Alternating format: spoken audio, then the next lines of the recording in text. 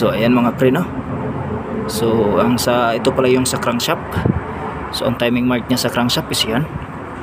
At saka nakatapat po yung timing sa chain, yung itim na nakikita nyo. Ganon din sa isang chain, ano lang yan siya, nakatapat lang yan siya. Meron din siya, tapat siya dito. So ayan na, ito yung bagong nating timing chain. Ito po yung sa left side. So ito yung tensioner, timing chain tensioner. Ayan, ikot to sa bila, at saka dun sa left timing, ito yung sa left side. So ang timing niya dyan, nakagitna siya sa timing niya. Yan, may sign siya left side, no. So dalawang timing sa chain, so dapat sa gitna siya. So ganon din yan dito sa right side mga pre. Yan, ito po yung sa right side. So ayan, tensioner, saka ayan po yung camshaft sa right side. So ganun pa rin mga pre, no. Ayan, as usual, nakikita nyo yung timing nya. Ayan, klarong klaro.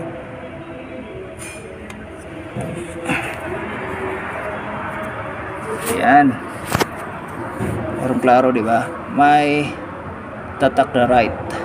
Yan, hindi kayo mawawala. At saka nasa gitna siya sa dalawang timing mark sa chain. So ayan mga pre,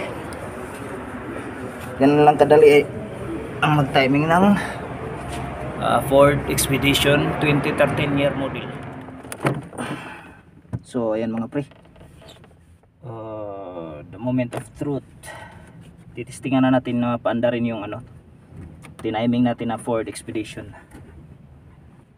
So yan, sana ba yung susi? Yan, ito ang susi. Ay, amandar ka. Ready tayo yan.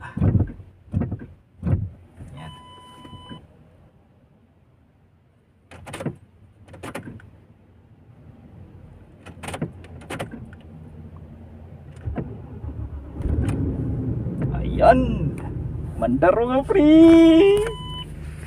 Bandar mga pre, one click lang. So tama yung timing na nilagay natin sa Ford Expedition 2013 year model, no. So mga pre, hanggang dito lang yung video natin, no. Successful po. Yan, ang ganda ng andar. Ang ganda ng andar po. Tsaka i-check natin sa labas kung may mga leaking ba, may tagas ba sa ginagawa natin.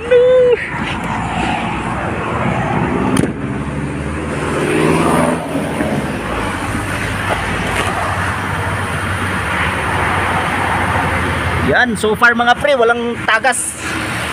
Walang tagas, at saka yung andar niya, ang ganda.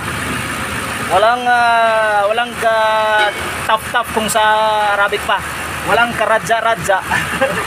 Walang ganun unstable. Stable po siya. So hanggang dito lang po mga pre, no. Maraming salamat sa subaybay. Bye bye.